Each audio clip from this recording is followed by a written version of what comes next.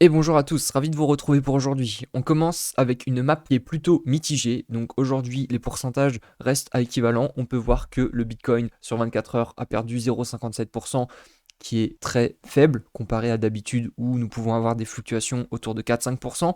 Donc on va voir tout ça au travers de l'analyse technique du Bitcoin et de quelques crypto-monnaies. Et ça commence maintenant.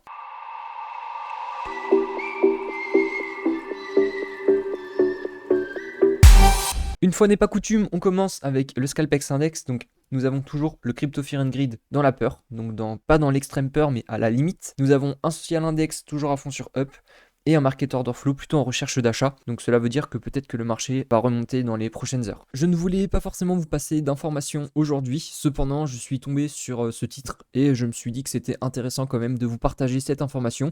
Donc nous avons quand même 30 milliards de dollars qui sont bloqués sur le contrat d'Ethereum 2.0. Donc actuellement, Ethereum est en transition pour changer de protocole en passant donc de la preuve de travail, donc le proof of work, à la preuve d'enjeu, le proof of stake. Et donc pour fonctionner en proof of stake, il faut bloquer des Ethereum pendant un certain nombre de temps puisque pendant la transition, les Ethereum seront bloqués. Et aujourd'hui, nous avons 30 milliards de dollars, ce qui est quand même énorme. On attaque l'analyse technique avec le Bitcoin comme d'habitude. On remarque un MACD qui va croiser bullish en journalier. Donc cela veut dire qu'effectivement, peut-être que sur les jours à venir, nous allons continuer à monter. Nous avons réussi à rebondir donc autour de ce fameux support donc des 40 000 dollars. Donc là, on a fait une petite retouche au niveau des 43 000 dollars. Le RSI est toujours très faible. Les volumes ne sont également pas importants. On peut voir que les volumes sont dégressifs. Si on passe sur une période de temps un peu plus élevée, on peut voir que nous sommes toujours en train de suivre cette droite de tendance que j'ai tracée ici et donc que nous continuons à chuter par le bas. Pour le moment, nous sommes en train de suivre cette droite de tendance.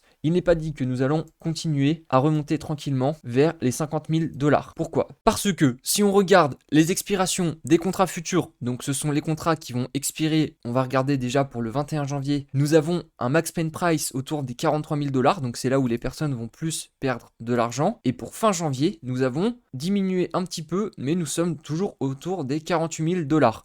Donc cela veut dire que le prix qui fera le plus mal sera autour des 48 000 dollars jusqu'à 50 000 dollars. Donc le prix a de fortes chances de continuer à remonter, comme je vous l'expliquais, et d'atteindre cette fameuse barre entre les 48 000 et les 50 000 dollars. Si nous atteignons cette fameuse barre, peut-être que nous allons rechuter ensuite, puisque là nous allons faire une chasse aux personnes qui parient à la baisse, une chasse aux personnes qui ont parié sur des bitcoins à tel ou tel prix, que ce soit à 80 000 ou même à 30 000 dollars. Et donc, ça va permettre de nettoyer un peu le marché et de continuer à descendre tranquillement si nous sommes en bear market. Pour le moment, nous ne pouvons pas encore dire si le cours va pouvoir repartir à la hausse violemment comme nous l'avons vécu sur les derniers mois, notamment en octobre ou même en mai. Cependant, il va falloir être vraiment vigilant sur cette zone-là. Si nous cassons à la hausse, peut-être qu'effectivement nous avons une bonne reprise. Mais si nous cassons par le bas, dans ce cas-là, je pense très clairement qu'il faudra en tout cas vendre une partie des positions et s'assurer un minimum de risk management. On enchaîne ensuite avec le link de Chainlink. Donc nous sommes pas loin d'atteindre la résistance des 24 dollars. Nous avons eu une petite chute de quelques pourcents aujourd'hui, ce n'est pas grave. Il est possible que nous revenons sur ce support et que nous repartions à la hausse pour retoucher